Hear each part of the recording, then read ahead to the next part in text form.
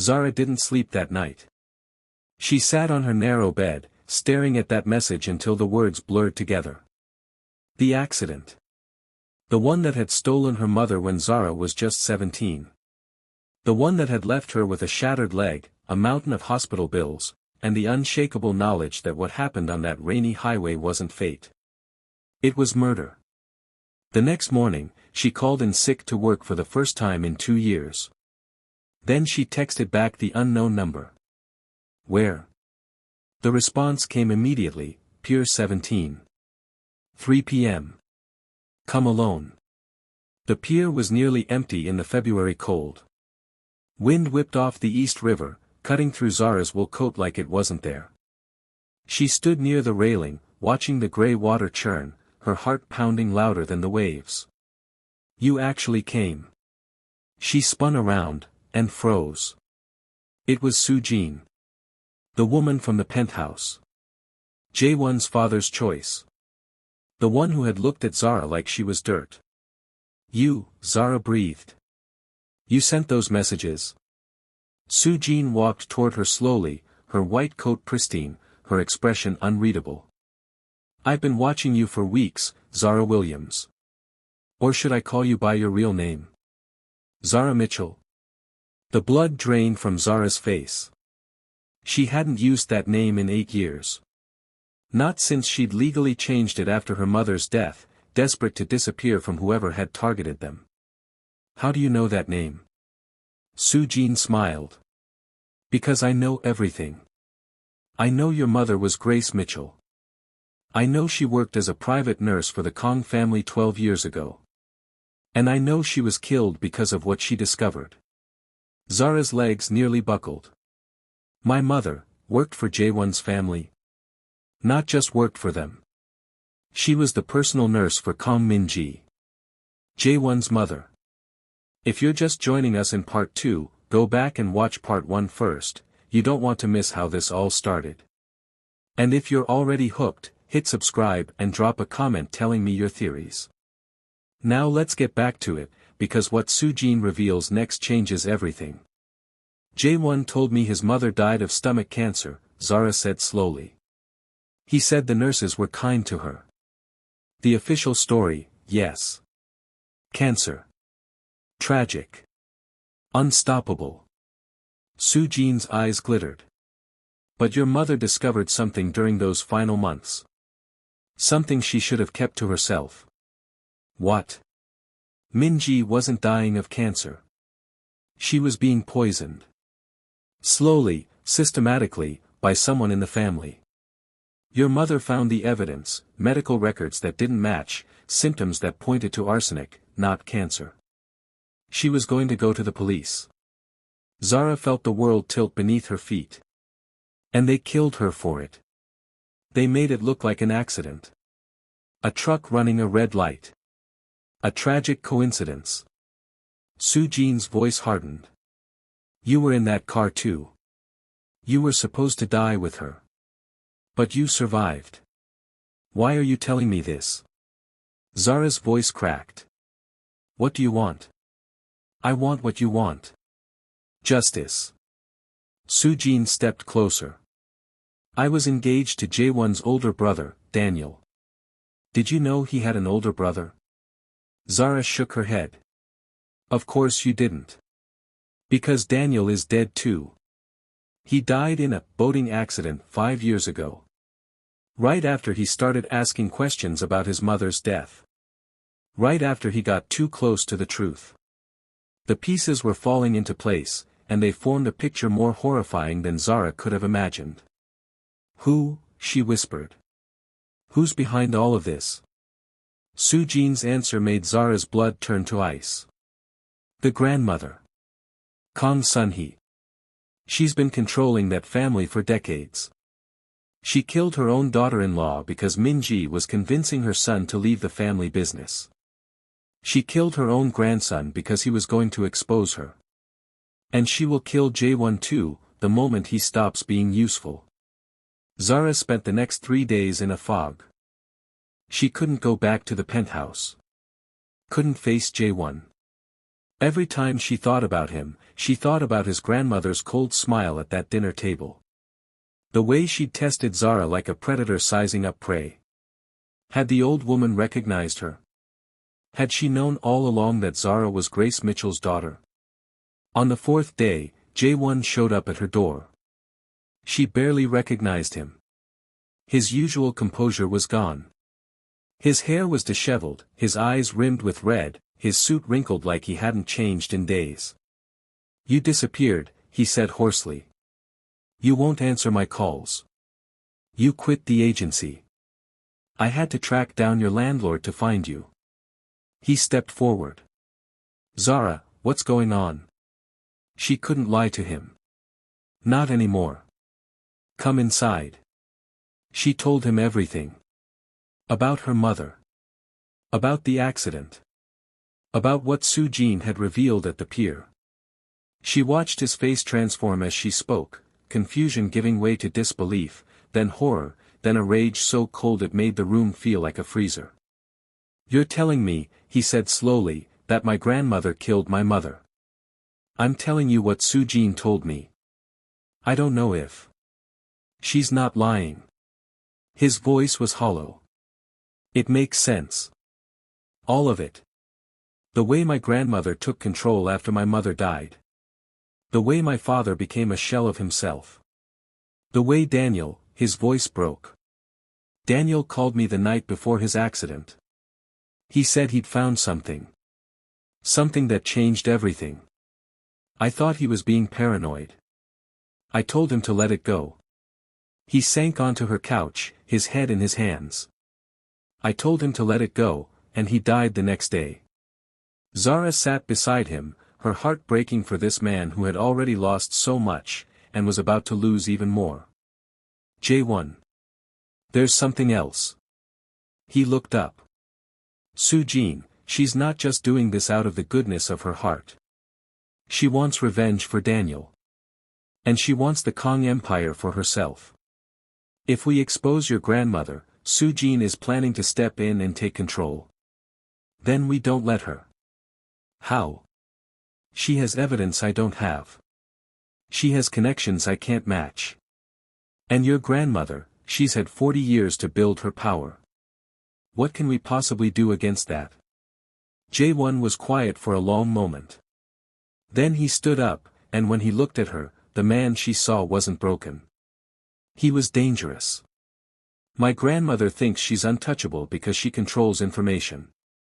She has files on everyone, every politician she's bribed, every competitor she's destroyed, every body she's buried. Those files are her power." "Where are they?" "In a vault. In the penthouse. In a room I was never supposed to know about." His jaw tightened. "But Daniel told me. The night before he died. He said, if anything happens to me, the truth is in the serpent's den." "The serpent's den?" "It's what we called my grandmother's private study when we were children. Because she decorated it with snake sculptures." He took Zara's hands. "I need those files. And I need you to help me get them." "What would you do if you were Zara?" "Help him steal the files. Or run as far away as possible." Comment your answer, and make sure you're subscribed because the next part. It's where everything falls apart before it comes together. The plan was insane. But Zara had stopped believing in safe choices a long time ago. 2 nights later, she returned to the penthouse, not as a maid, not as a guest, but as a thief. Jae-won had given her the security codes and a detailed map of the layout. His grandmother was attending a charity gala downtown. They had exactly 3 hours. Zara moved through the darkened hallways like a ghost, her heart pounding in her ears. The serpent's den was on the 3rd floor, behind a bookshelf that slid aside when you pressed the eyes of a jade snake sculpture. The vault door was old but sturdy.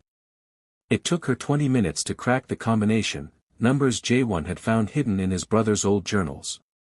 When it finally clicked open, she couldn't believe what she saw. Files. Hundreds of them. Every dirty secret the Kang family had accumulated over 4 decades. Police reports that had been buried. Medical records that had been forged. Photographs of meetings that officially never happened. And in a separate folder, labeled in Korean characters that Jae-won had taught her to recognize, MINJI. Her hands trembled as she opened it.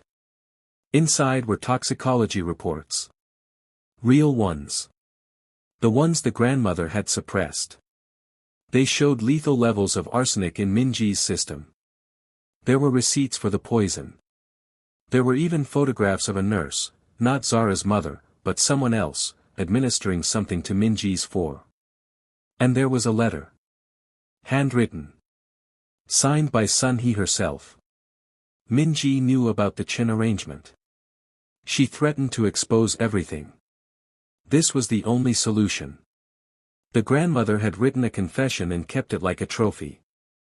Zara was so focused on the documents that she didn't hear the footsteps behind her. I knew you'd come. She spun around. The grandmother stood in the doorway, flanked by two men in black suits. Her white hair was perfectly coiffed, her expression serene, as if she'd been expecting this all along. You really are Grace Mitchell's daughter, son, he said, walking toward her slowly. I should have killed you when you were 17. But you changed your name, your city, your entire identity. You disappeared so completely that even my people couldn't find you. You murdered my mother. I removed a threat. Your mother was a foolish woman who didn't understand that some truths are meant to stay buried. The grandmother smiled. Just like you. She nodded to her guards. They moved toward Zara. But before they could reach her, a gunshot rang out. One of the guards crumpled. The other spun around, and Jae-won stepped out of the shadows, a gun leveled at his grandmother's head. Call off your dogs, grandmother. Sun-hee's composure finally cracked. Jae-won. You ungrateful. I said call them off. The remaining guard hesitated. Sun-hee nodded once, and he stepped back. You won't shoot me, she said. I'm your blood. I'm the one who made this family what it is. You're right. You made this family a prison. You killed my mother. You killed my brother. And you were going to kill me too, eventually, weren't you? Only if you became a problem. Her eyes flickered to Zara. Which you clearly have. What happened next changed the Kang family forever. Don't you dare click away, we're almost at the end, and I promise it's worth it. Jae-won didn't shoot his grandmother. Instead, he did something far more devastating. He pulled out his phone and pressed play. His grandmother's voice filled the room, the confession she just made, recorded in perfect clarity. Every word. Every admission. Every damning detail. That recording is already uploaded to 3 different secure servers, Jae-won said coldly.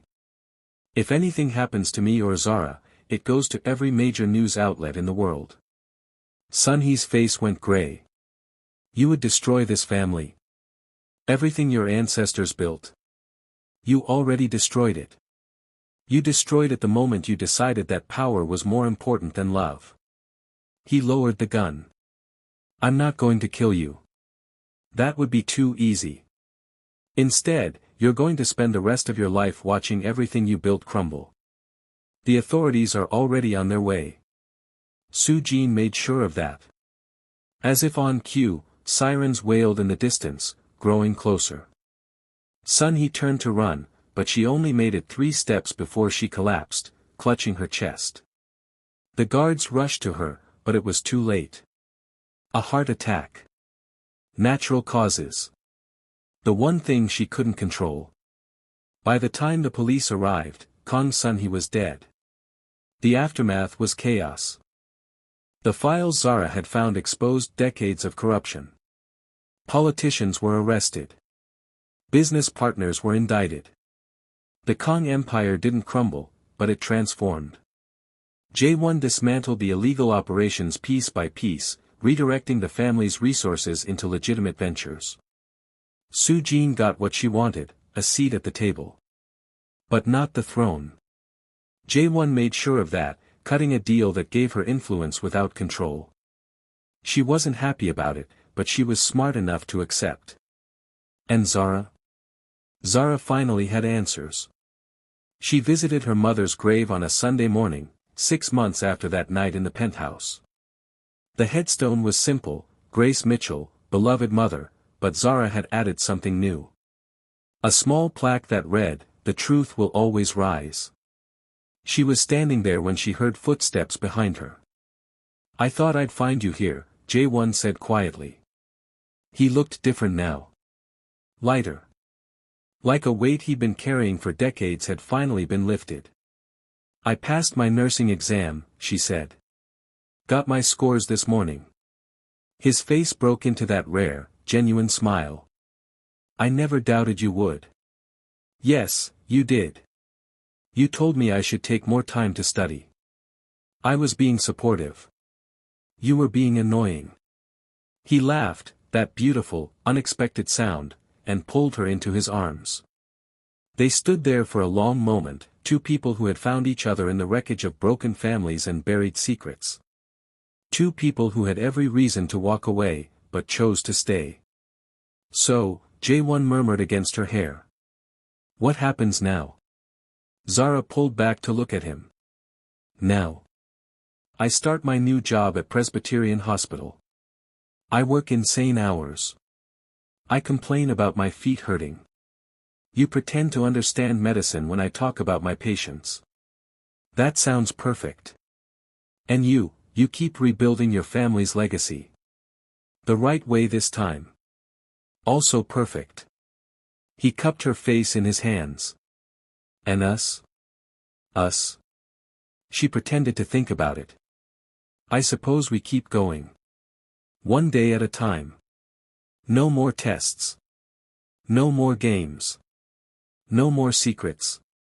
She hesitated, then smiled. "No more secrets." He kissed her then, soft and slow, a promise sealed under gray skies and the watchful eyes of graves that held too many truths.